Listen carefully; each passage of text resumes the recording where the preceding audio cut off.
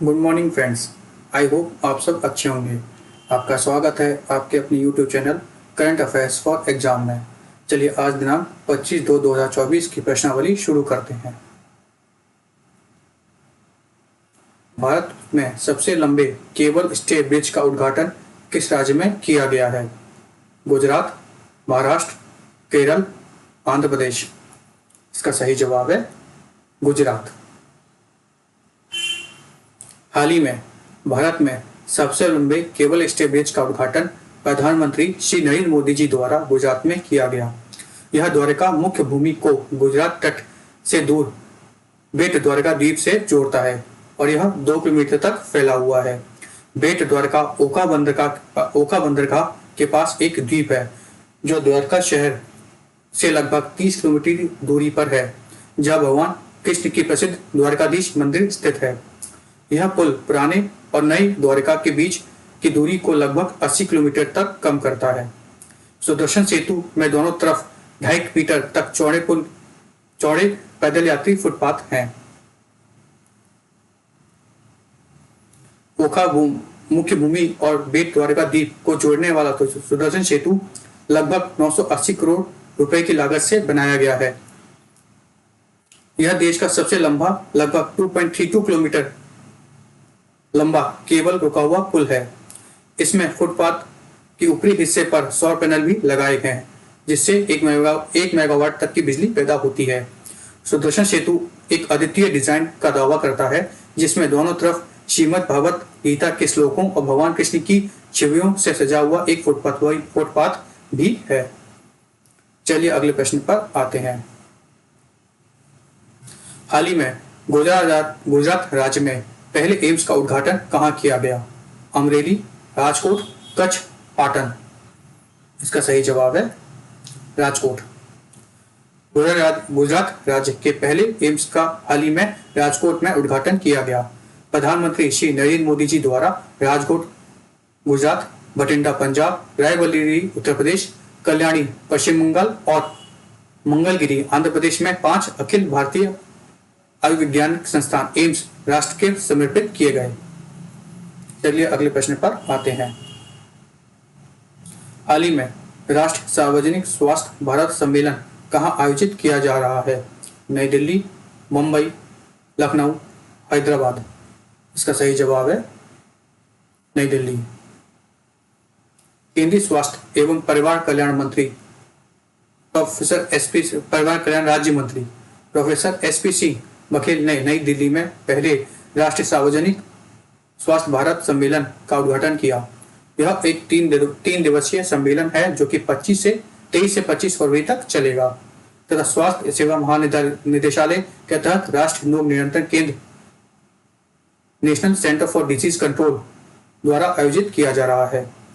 राष्ट्रीय सार्वजनिक स्वास्थ्य भारत सम्मेलन एक राष्ट्रीय स्तर की पहल है, जिसका उद्देश्य स्वास्थ्य पेशेवरों के लिए अनुभव और सर्वोत्तम प्रथाओं को साझा करने के लिए एक सहयोगी शिक्षण मंच बनाना है।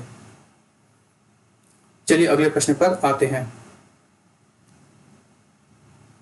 कौन सा बोर्ड कक्षा 9 से 12 के लिए ओपन बुक परीक्षा के ट्रायल की योजना बना रहा है?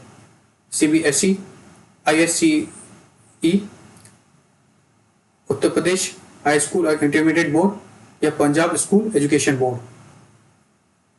इसका सही जवाब है सीबीएसई।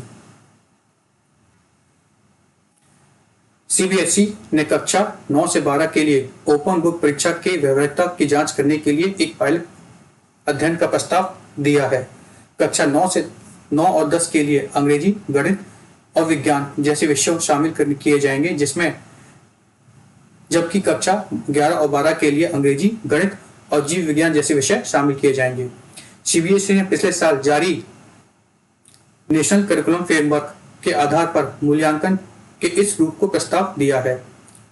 ओपन बुक एग्जाम छात्रों को प्रश्नों का उत्तर देने के लिए अपनी पुस्तकों और नोट्स का उपयोग करने की अनुमति देती है। यह 2 प्रकार के होते हैं, एक रिस्ट्रिक्टेड टाइप और एक फ्री टाइप। रिस्ट्रिक्टेड टाइप में आप चुनित अध्ययन सामग्री ही दे सकते हैं।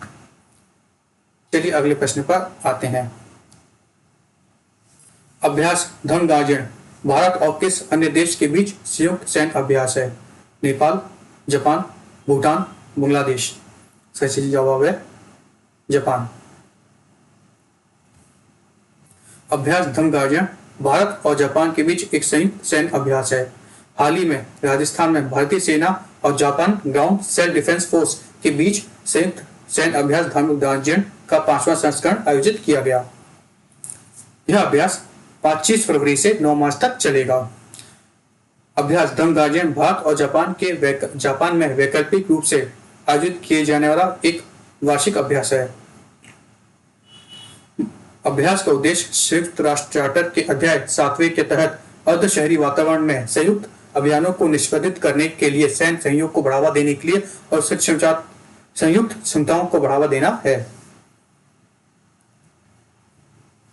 भारत और जापान आपस में इसके अलावा 3 और सैन्य अभ्यास करते हैं, जिसमें जिमसेक्स जो कि नौसेना के लिए, वीर गार्जियन और शिनमेत्री वायुसेना के लिए तथा मालाबार अभ्यास नौसेना के लिए किया जाता है। चलिए अगले प्रश्न पर आते हैं। हाल ही में सूरत के काकरापार परमाणु ऊर्जा स्टेशन में 2 प्रतिरोधी भारी हाइड्रो रिएक्टरों का उद्घाटन किसने किया? श्री नरेंद्र मोदी जी, श्री अमित शाह जी, श्री राजनाथ सिंह जी, श्री भूपेंद्र भाई पटेल जी। इसका सही जवाब है हमारे देश के प्रधानमंत्री श्री नरेंद्र मोदी जी।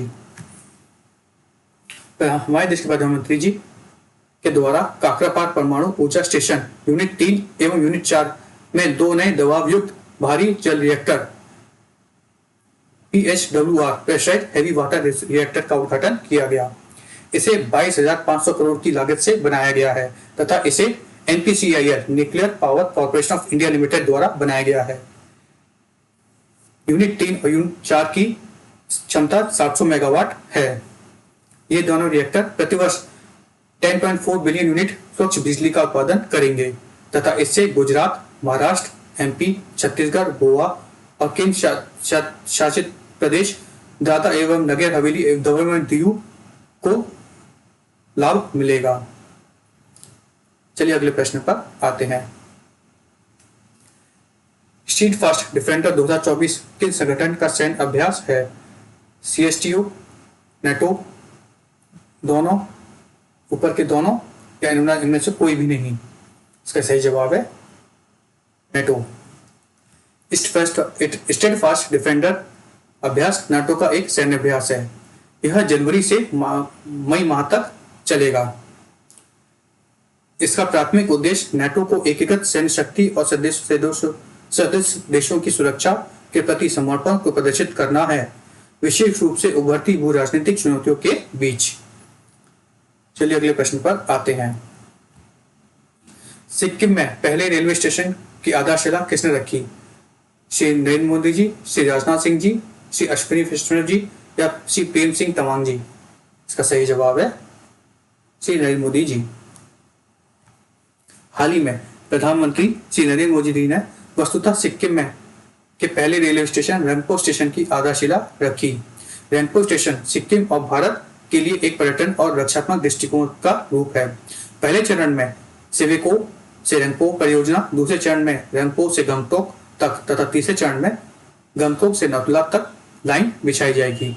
सिक्किम एकमात्र भारतीय राज्य है जहां रेलवे स्टेशन नहीं है और इसका राष्ट्रीय रेल नेटवर्क से कोई संबंध नहीं है। रेलवे लाइन की इस योजना से राज्य की जनसंख्या का विकास होगा और सिक्किम के पर्यटन को बढ़ावा मिलेगा। चलिए अगले प्रश्न पर आते हैं। International Centre for Entrepreneurship and technology और किस कंपनी ने भारत के AI स्टार्टअप को बढ़ावा देने के लिए इलेक्ट्रॉनिक और IT मंत्रालय द्वारा समर्थित एक समझौता पर हस्ताक्षर किए हैं? IBM, Microsoft, Dell, Google? इसका सही जवाब है माइक्रोसॉफ्ट।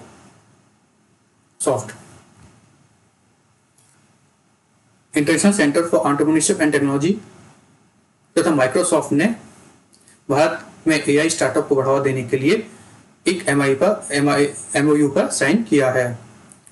यह IMPEL प्रोग्राम कहा जा रहा है। तथा यह एक एआई प्रोग्राम है। चलिए अगले प्रश्न पर आते हैं। हाल ही में किस देश ने 2030 तक प्रतिवर्ष 1 लाख से 5 लाख टन हाइड्रोजन का उत्पादन करने का लक्ष्य रखा है? Indonesia, Laos, Cambodia, Vietnam. इसका सही जवाब है वियतनाम। हाल ही में वियतनाम ने प्रतिवर्ष 1 लाख से 5 लाख मीट्रिक टन हाइड्रोजन उत्पादन करने का लक्ष्य रखा है। हाइड्रोजन के उत्पादन, वितरण और उपयोग से देश के जलवायु परिवर्तन, हरित विकास के राष्ट्रीय लक्ष्यों और 2050 तक अपने शुद्ध शून्य लक्ष्य को पूरा करने में मदद मिलेगी। फ्रेंड्स, आज का सेशन यही समाप्त होता है। आपको हमारा सेशन कैसा लगा कमेंट करके अवश्य बताइएगा तथा लाइक एवं सब्सक्राइब कीजिएगा। धन्यवाद।